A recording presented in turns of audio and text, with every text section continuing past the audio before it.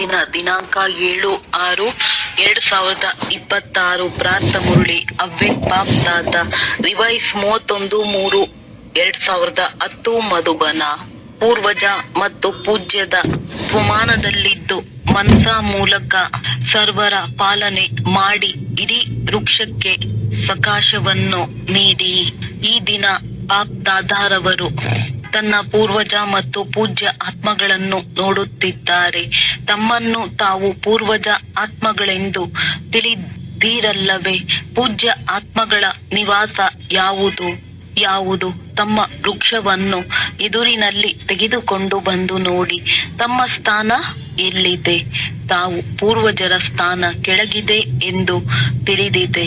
ವೃಕ್ಷದ ಮೊದಲಿನಲ್ಲೂ ಇದೆ ಮತ್ತು ಬೇರಿನಲ್ಲೂ ಇದೆ.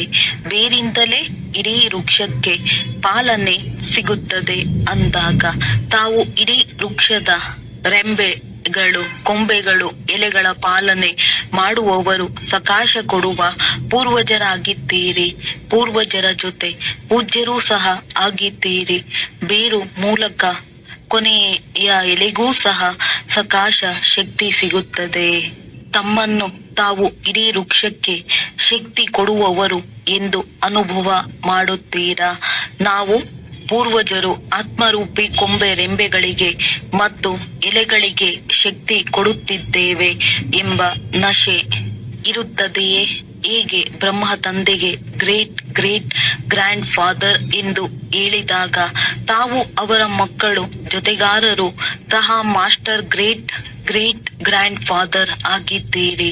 ಇಡೀ ವೃಕ್ಷದ ಆತ್ಮಗಳ ತಾವು ಪೂರ್ವಜ ಆತ್ಮರ ಕಡೆ ಆಕರ್ಷಣೆ ಇದೆ. ತಾವು ಪೂರ್ವಜ ಆತ್ಮರು ಅವರ ಪಾಲನೆ ಶಕ್ತಿಗಳ ಮೂಲಕ ಮಾಡುತ್ತೀರಿ. ಹೇಗೆ? ತಾವೆಲ್ಲ ಪೂರ್ವಜ ಆತ್ಮರ ತಂದೆ ಮಾಡಿದ್ದಾರೆ ಅಂದಾಗ ತಂದೆ ಹೇಗೆ ಮಾಡಿದ್ದಾರೆ? ಶಕ್ತಿಗಳ ಮೂಲಕ ಮಾಡಿದ್ದಾರೆ.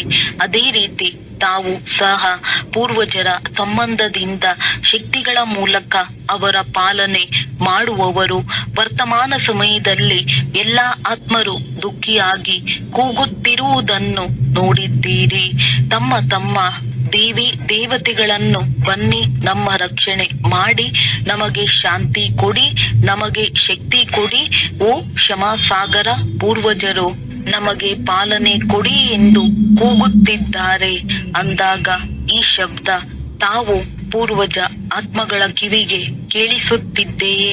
ನಾವು ಪೂರ್ವಜರು ಎಂಬ ಅನುಭವ ಮಾಡುತ್ತೀರಾ? ಇಡೀ ವೃಕ್ಷದಲ್ಲಿ ನೋಡಿ, ಅನ್ಯ ಧರ್ಮ ಆತ್ಮಗಳೂ ಸಹ ಇದ್ದಾರೆ ಅಂದಾಗ ವೃಕ್ಷದಲ್ಲಿ ಕೊಂಬೆ ರೆಂಬೆಗಳು ಇರುವ ಕಾರಣ ಅವರು ತಮ್ಮನ್ನು ಅದೇ ದೃಷ್ಟಿಯಿಂದ ನೋಡುತ್ತಾರೆ. ಅವರ ಪೂರ್ವಜರು ತಾವೇ ಆಗಿದ್ದೀರಿ. ಯಾವುದೇ ಧರ್ಮದ ಆತ್ಮಗಳ ಜೊತೆ ತಾವು ಮಿಲನ ಮಾಡಿದಾಗ ಇವರು ನಮ್ಮ ವೃಕ್ಷದ ಕೊಂಬೆ ರೆಂಬೆಗಳಾಗಿದ್ದಾರೆ ಎಂದು ತಿಳಿಯುತ್ತೀರಾ? ಅವರು ತಮ್ಮನ್ನು ಮಿಲನ ಮಾಡಿದಾಗ ನಮ್ಮವರು ಎಂದು ತಿಳಿಯುತ್ತಾರೆ. ನಮ್ಮತನದ ಅನುಭವ ಆ ಆತ್ಮಗಳಿಗೂ ಸಹ ಆಗುತ್ತಿದೆ ಮತ್ತು ಆಗಲೇಬೇಕು ಅಂದಾಗ ಇಷ್ಟು ನಶೆ, ಇಷ್ಟು ಒಳಗಿನಿಂದ ದಯೆ ತಮಗೆ ಬರುತ್ತಿದೆಯೇ? ದಯೆ ಮಾಡಿ ಎಂದು ಅವರು ಕೂಗುತ್ತಿದ್ದಾರೆ. ಈಗ ಸಮಯದನುಸಾರ ತಾವೆಲ್ಲ ಪೂರ್ವಜ ಆತ್ಮಗಳು ಶಕ್ತಿಗಳ ಮೂಲಕ ಪಾಲನೆ ಮಾಡಬೇಕಾಗಿದೆ. ಅವರಿಗೆ ಅವಶ್ಯಕತೆ ಇದೆ ಅಂದಾಗ ತಾವು ಎಷ್ಟು ಪೂರ್ವಜರು ಎಂಬ ನಶೆಯಲ್ಲಿ ಇರುತ್ತೀರಿ, ಅಷ್ಟೇ ತಮ್ಮ ಮೂಲಕ ಅವರ ಪಾಲನೆ ಆಗುತ್ತದೆ. ಲೌಕಿಕದಲ್ಲಿ ಯಾರದ್ದಾದರೂ ಪಾಲನೆ ದೊಡ್ಡವರ ಮೂಲಕ ಆಗುತ್ತದೆ. ಅವರೇ ತಮ್ಮ ಶರೀರದ ತಿನ್ನುವುದು, ಕುಡಿಯುವುದು ಮತ್ತೆ ವಿದ್ಯೆ ಯಾವುದು ಸಂಪಾದನೆಗೆ ಆಧಾರವಾಗಿದೆ ಅದರ ತಯಾರಿ ಮಾಡುತ್ತಾರೆ. ಹೇಗೆ ತಂದೆ ತಾವು ಮಕ್ಕಳಿಗೆ ಭಿನ್ನ ಭಿನ್ನ ಶಕ್ತಿಗಳ ಮೂಲಕ ಪಾಲನೆ ಮಾಡಿದ್ದಾರೆ, ಅದೇ ರೀತಿ ಇಡೀ ವೃಕ್ಷದ ಕೊಂಬೆ ರೆಂಬೆಗಳ ಎಲೆಗಳ ಪಾಲನೆ ಮಾಡುವುದು ಈಗ ತಮ್ಮ ಕಾರ್ಯವಾಗಿದೆ. ಈ ರೀತಿ ಉತ್ಸಾಹ ನಾವು ಪೂರ್ವಜ ಆತ್ಮರಿಗೆ ಬರುತ್ತದೆಯೇ?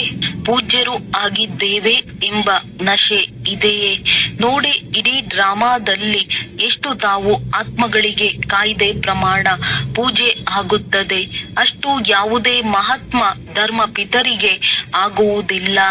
ತಮ್ಮ ಪೂಜೆ ನಿಯಮ ಪ್ರಮಾಣ ಆರತಿ ಭೋಗ ಇಡುವುದು ಈ ರೀತಿ ಯಾರಿಗೂ ಆಗುವುದಿಲ್ಲ. ಗಾಯನ ನೋಡಿ ತಮಗೆ ಕಾಯಿದೆ ಪ್ರಮಾಣ ಕೀರ್ತನೆ ಆಗುತ್ತದೆ, ಯಾರದ್ದು ಈ ರೀತಿ ಗಾಯನ ಆಗುವುದಿಲ್ಲ. ಅಂದಾಗ ತಾವು ಪೂರ್ವಜರ ಜೊತೆ ಪೂಜ್ಯರು ಆಗಿದ್ದೀರಿ. ಡ್ರಾಮಾದಲ್ಲಿ ತಮ್ಮ ಹಾಗೆ ಪೂಜೆ ಮತ್ತು ಗಾಯನ ಯಾರದ್ದು ಆಗುವುದಿಲ್ಲ.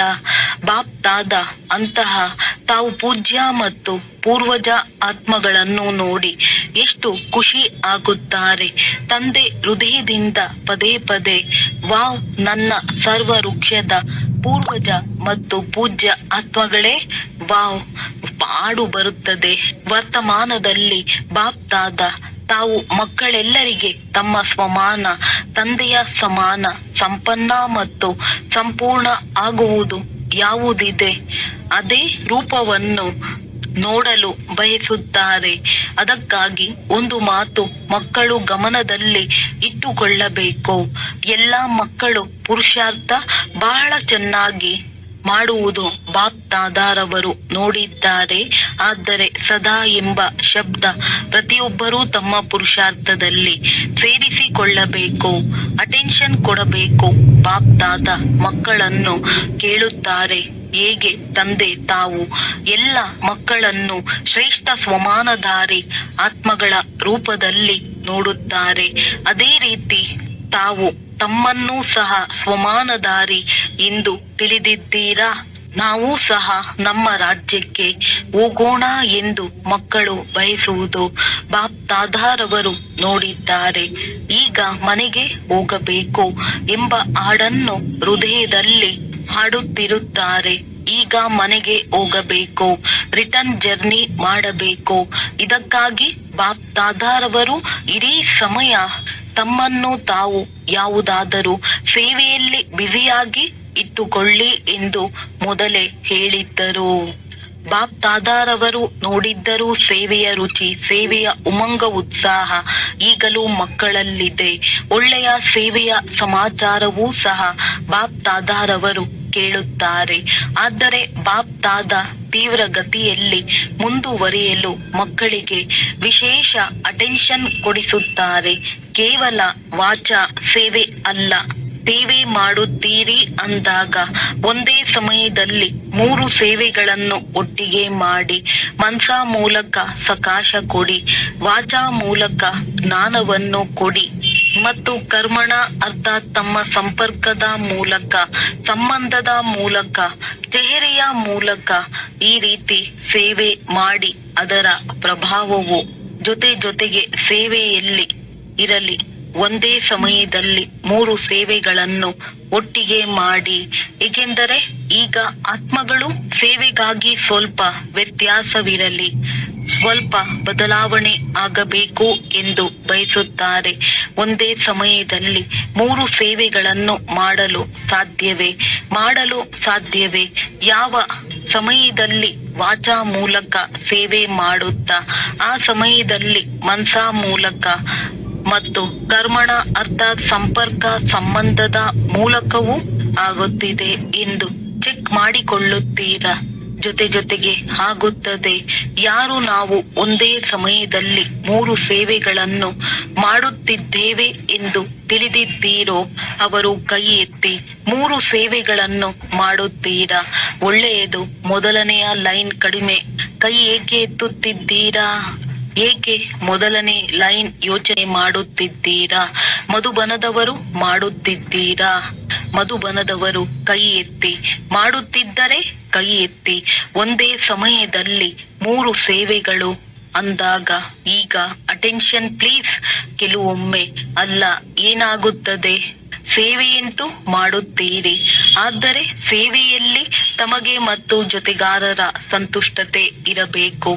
ಏಕೆಂದರೆ ಸೇವೆಯ ಫಲ ಸಂತುಷ್ಟತೆ ಮತ್ತು ಖುಷಿಯಾಗಿದೆ. ಸೇವೆಯಂತೂ ಮಾಡಿದ್ದೇವೆ. ಆದರೆ ಯಾವಾಗ ಸ್ವಯಂ ಜೊತೆಗಾರರು, ವಾಯುಮಂಡಲ ಎಲ್ಲರೂ ಸಂತುಷ್ಟತೆಯ ವೈಬ್ರೇಷನ್ ನಲ್ಲಿ ಇದ್ದಾಗ ಸೇವೆಯ ಖುಷಿ ಆಗುತ್ತದೆ ಎಂದು ತಿಳಿಸಿದ್ದೇವೆ. ಸೇವೆಯ ಸಫಲತೆಗಾಗಿ 3 ಮಾತುಗಳನ್ನು ವಿಶೇಷವಾಗಿ ತಿಳಿಸಿದ್ದೇವೆ, ನೆನಪಿರಬೇಕು. ಮೊದಲನೇ ನಂಬರ್ ಸೇವೆ ಅರ್ಥಾತ್ ನಿಮಿತ್ತ ಭಾವ, ಇನ್ನೊಂದು ನಿರ್ಮಾಣ ಭಾವನೆ, ಮೂರನೆಯದು ನಿರ್ಮಲ ವಾಣಿ. ಭಾವ, ಭಾವನೆ ಮತ್ತು ಸ್ವಭಾವ ಇವೆಲ್ಲ ಸೇವೆಯಲ್ಲಿ ಜೊತೆ ಇದ್ದಾಗ ಸ್ವಯಂ ಸಂತುಷ್ಟವಾಗಿರುತ್ತಾರೆ ಮತ್ತು ಜೊತೆಗಾರರು ಅಸಂತುಷ್ಟವಾಗಿರುತ್ತಾರೆ. ಮತ್ತು ಯಾರ ಸೇವೆ ಮಾಡಿದ್ದೀರಿ ಅವರು ಮುಂದುವರಿಯುತ್ತಾರೆ. ನಿಮಿತ್ತ ಭಾವದವರು ತಂದೆಯ ಕಡೆ ಸಂಬಂಧವನ್ನು ಜೋಡಿಸುತ್ತಾರೆ.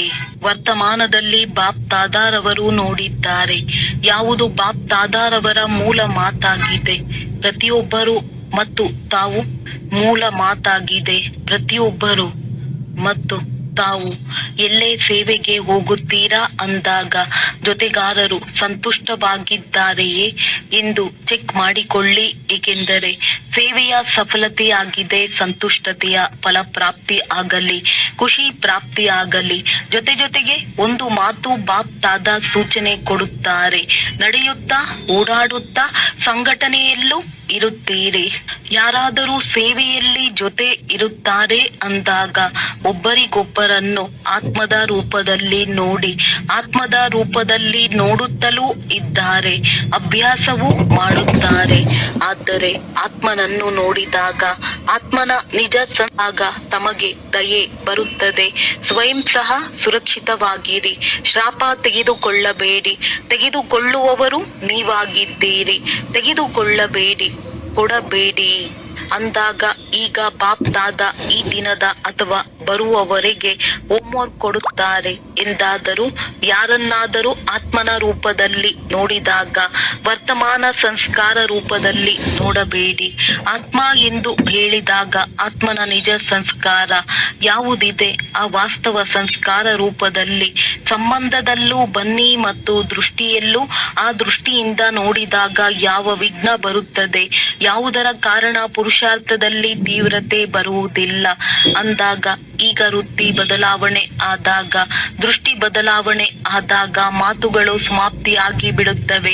ಯಾರದ್ದಾದರೂ ಯಾವುದೇ ಮಾತುಗಳನ್ನು ನೋಡಿದಾಗ ಬಾಪ್ ತಾದಾರವರು ಮೊದಲು ಹೇಳಿದ್ದಾರೆ, ಸದಾ ತಾವು ಬ್ರಾಹ್ಮಣ ಪರಿವಾರದ ಒಬ್ಬೊಬ್ಬರ ಕರ್ತವ್ಯ ಶುಭ ಭಾವನೆ ಮತ್ತು ಶುಭ ಕಾಮನೆ ಕೊಡುವುದು ಮತ್ತು ತೆಗೆದುಕೊಳ್ಳುವುದು. ಆ ಸಂಸ್ಕಾರದಿಂದ ನೋಡಿ ಮತ್ತು ನಡೆಯಿರಿ. ಮತ್ತೊಂದು ಮಾತನ್ನು ಹೇಳುತ್ತೇವೆ, ಮೊದಲು ಹೇಳಿದ್ದೇವೆ, ಕೆಲವೊಮ್ಮೆ ಸಂಘಟನೆಯಲ್ಲಿ ಪರದರ್ಶನ, ಪರಚಿಂತನೆ ಮತ್ತು ಪರಮತದ ಕಡೆ ಆಕರ್ಷಿತರಾಗಿ ಬಿಡುತ್ತೀರಿ. ಈಗ ಈ 3 ಪದಗಳನ್ನು ತೆಗೆದು ಹಾಕಿ ಒಂದು ಪರವನ್ನು ಇಟ್ಟುಕೊಳ್ಳಿ. ಆ ಒಂದು ಪರೋಪಕಾರ ಆಗಿದೆ. ಪರೋಪಕಾರ ಮಾಡಬೇಕು, ಪರೋಪಕಾರಿ ಆಗಬೇಕು. ಬ್ರಾಹ್ಮಣರ ಸ್ವಭಾವ ಪರೋಪಕಾರಿ, ಪರದರ್ಶನ ಅಲ್ಲ. ಈ ಪರವನ್ನು ತೆಗೆದು ಹಾಕಿ. ಈ 3 ಬಹಳ ನಷ್ಟ ಮಾಡುತ್ತದೆ.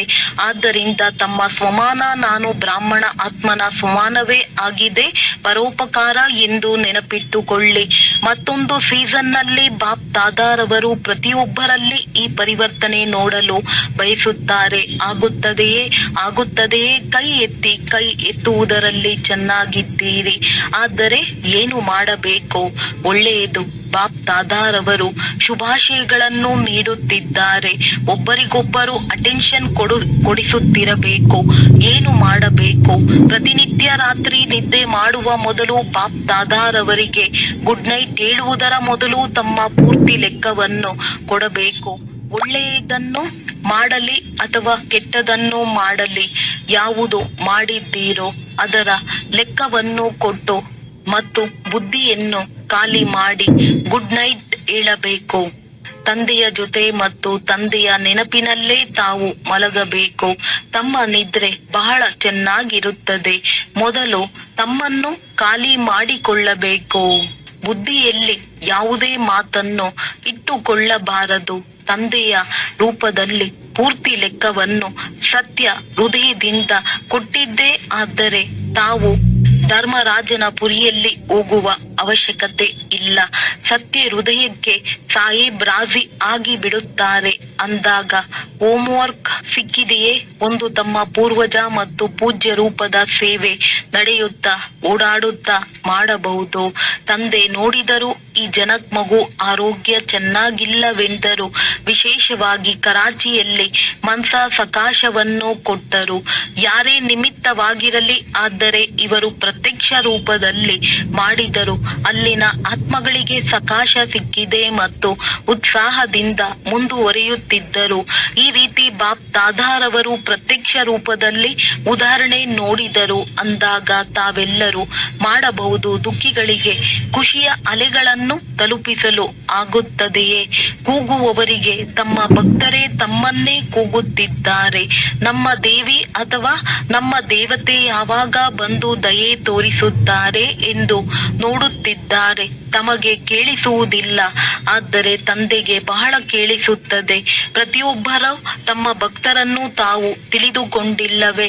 ಆದರೆ ಭಕ್ತರು ತಮ್ಮ ಇಷ್ಟ ದೇವತೆಯನ್ನು ತಿಳಿದುಕೊಂಡಿದ್ದಾರೆ.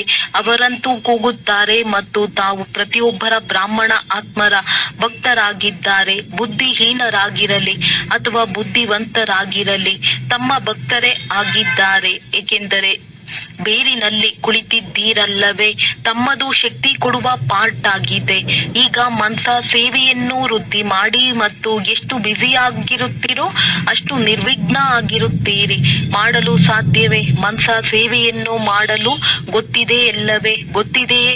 ಯಾರಿಗೆ ಗೊತ್ತಿದೆಯೋ ಅವರು ಕೈ ಎತ್ತಿ. ಒಳ್ಳೆಯದು. ಕೈ ಕೆಳಗೆ ಮಾಡಿ. ಗೊತ್ತಿದೆಯೇ? ಒಳ್ಳೆಯದು. ಯಾರು ಮಾಡುತ್ತಿರುತ್ತಾರೆ? ಮಧ್ಯದಲ್ಲಿ ಅವರು ಕೈ ಎತ್ತಿ. ಮಾಡುತ್ತೀರಾ? ಒಳ್ಳೆಯದು. ನಿಯಮ ಪೂರ್ವಕವಾಗಿ ಮಾಡುತ್ತೀರೋ ಅಥವಾ ಕೆಲವೊಮ್ಮೆ ಮಾಡುತ್ತೀರೋ? ಒಂದು ವೇಳೆ ಕೆಲವೊಮ್ಮೆ ಮಾಡುವುದಾದರೆ ರೆಗ್ಯುಲರ್ ಮಾಡಿ. ಒಂದು ವೇಳೆ ಸ್ವಲ್ಪ ಮಾಡಿದರೆ ಅದನ್ನು ಹೆಚ್ಚಿಸಿ. ಏಕೆಂದರೆ ಇಡೀ ಕಲ್ಪದ ಆಧಾರ ಈಗಿನ ಸೇವೆಯ ಫಲವಾಗಿದೆ. ಪೂಜಾರಿ ಆಗಲು ಅಥವಾ ರಾಜ್ಯ ಅಧಿಕಾರಿ ಆಗಲು ಎರಡಕ್ಕೂ ಆಧಾರ ಈಗಿನ ಸೇವೆಯಾಗಿದೆ. ಈಗಿನ ಅವಸ್ಥೆ, ಈಗಿನ ಮಾತು, ಈಗಿನ ಸಂಬಂಧ ಸಂಪರ್ಕ ಆಧಾರವಾಗಿದೆ. ಆದ್ದರಿಂದ ಬಾಪ್ ದಾದಾ ಇದನ್ನೇ ಬಯಸುತ್ತಾರೆ. ಮುಂದಿನ ಬಾರಿ ಯಾವಾಗ ಮೊದಲು ಬರುತ್ತೀರಿ? ತಂದೆಯಂತೂ ಎಲ್ಲಿಯವರೆಗೆ ನಡೆಯುತ್ತದೆ ಎಂದು ಹೇಳಿದ್ದಾರೆ ಎಂದು ತಾವು ಯೋಚನೆ ಮಾಡುತ್ತಿರಬಹುದು. ಇದರ ಅರ್ಥ ತಾವು ಎವರ್ ರೆಡಿ ಆಗಿರಿ. ಆದ್ದರಿಂದ ಮೊದಲನೇ ಬಾರಿ ಎಲ್ಲರ ಫಲಿತಾಂಶವನ್ನು ನೋಡುತ್ತೇವೆ. ಎಷ್ಟು ಪರ್ಸೆಂಟ್ ಇದೆ ಅದರಿಂದ ಹೆಚ್ಚಿಸಬೇಕು. ಬಾಪ್ ದಾದಾರವರಂತೂ ಮೊದಲಿಂದಲೂ ಹೇಳುತ್ತಿದ್ದಾರೆ, ಮಾಡಬೇಕೆಂದರೆ ಈಗ ಮಾಡಿ ಎಂದು ಮಾಡುವುದಲ್ಲ. ಬಾಪ್ ದಾದಾರವರಿಗೆ ಕೆಲವೊಮ್ಮೆ ಹಾಡನ್ನು ಕೇಳಿಸುತ್ತಾರೆ, ಬಹಳ ಚೆನ್ನಾಗಿ ಕೇಳಿಸುತ್ತಾರೆ. ಆದರೆ ಬಾಪ್ ದಾದಾರವರಿಗೆ ಕೆಲವೊಮ್ಮೆಯ ಹಾಡು ಇಷ್ಟ ಆಗುವುದಿಲ್ಲ. ಈಗೀಗ ಎಂಬ ಹಾಡು ಇಷ್ಟ ಆಗುತ್ತದೆ. ತಕ್ಷಣ ದಾನ ಮಹಾಪುಣ್ಯ ಆಗಿದೆ. ತಿಳಿಯುತ್ತೆ ಏನು ಮಾಡಬೇಕೆಂದು. ಒಳ್ಳೆಯದು. ಎಲ್ಲಾ ಕಡೆಯ ಮಕ್ಕಳನ್ನು ಬಾಪ್ ದಾದಾರವರು ನೋಡಿ ಸನ್ಮುಖದಲ್ಲಿ ಕುಳಿತಿರಲಿ, ಎಲ್ಲಾದರೂ ಕುಳಿತಿರಲಿ. ಆದರೆ ಎಲ್ಲರಿಗೆ ತಂದೆಯ ನೆನಪಿದೆ ಮತ್ತು ತಂದೆಗೂ ಯಾರ ನೆನಪಿದೆ? ಎಲ್ಲಾ ಕಡೆಯ ಮಕ್ಕಳು ನೆನಪಿದ್ದಾರೆ. ಏಕೆಂದರೆ ತಂದೆ ಪ್ರತಿಯೊಬ್ಬ ಮಕ್ಕಳಿಗಾಗಿ, ಪ್ರತಿಯೊಬ್ಬ ಮಕ್ಕಳು ತಂದೆಯ ಸಮಾನ ಆಗಲೇಬೇಕು ಎಂಬ ಆಸೆ ಇಟ್ಟುಕೊಳ್ಳುತ್ತಾರೆ. ತಂದೆಯ ಪ್ರತಿಯೊಬ್ಬ ಮಕ್ಕಳ ಮೇಲೆ ಯಾವ ಆಸೆಗಳಿದೆ ಅದನ್ನು ನಂಬರ್ ವಾರ್ ತಿಳಿದುಕೊಂಡಿದ್ದೀರಿ. ಆದರೆ ಅವರ ನಂಬರ್ ಅನುಸಾರವಾಗಿ ಆದರೂ ಸಂಪನ್ನರಂತೂ ಆಗಬೇಕಲ್ಲವೇ? ಏನೇನು ಮಾಡುತ್ತಿದ್ದಾರೆ ಎಂದು ಪ್ರತಿಯೊಬ್ಬರ ಪುರುಷಾರ್ಥವನ್ನು ಸಹ ನೋಡುತ್ತಿದ್ದೇವೆ.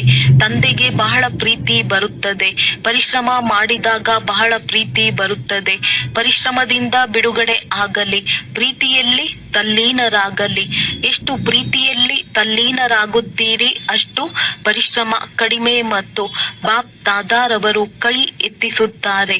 ತಂದೆಯೊಂದಿಗೆ ಪ್ರೀತಿ ಇದ್ದರೆ ದೊಡ್ಡದಾದಿ ಎಲ್ಲರೂ ಕೈ ಎತ್ತುತ್ತಾರೆ. ತಂದೆಯು ಒಪ್ಪಿಕೊಳ್ಳುತ್ತಾರೆ. ತಂದೆಯೊಂದಿಗೆ ಪ್ರೀತಿ ಇದೆ, ಪ್ರೀತಿಯಲ್ಲಿ ಎಲ್ಲರೂ ಪಾಸ್ ಆಗಿದ್ದಾರೆ. ಆದರೆ ಮಾತಿನಲ್ಲಿ ಬಂದಾಗ ತಂದೆಯನ್ನು ಮರೆತು ಬಿಡುತ್ತಾರೆ.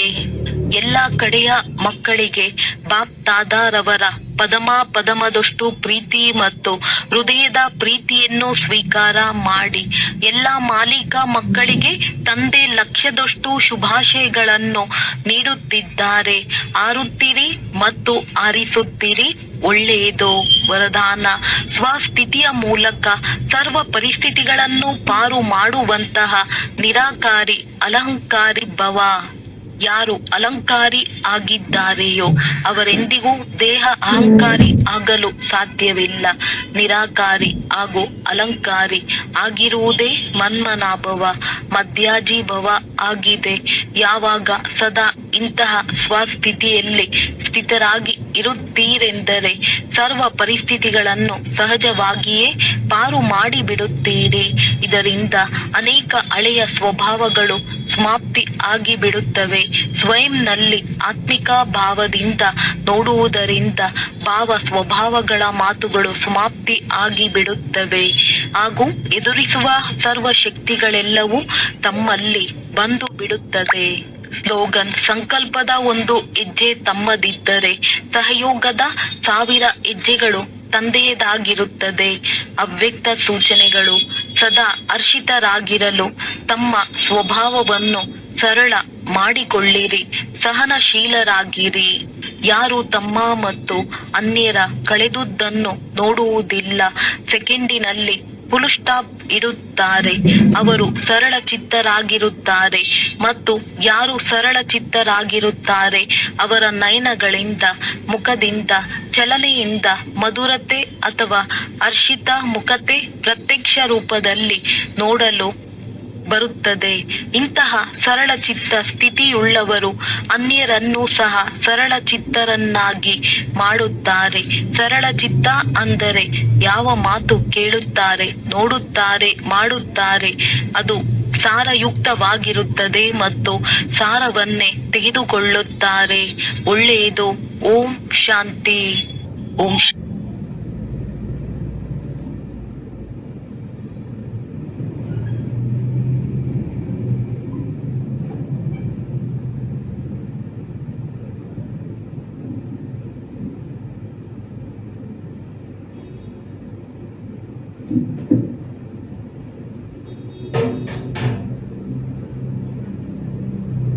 Thank you.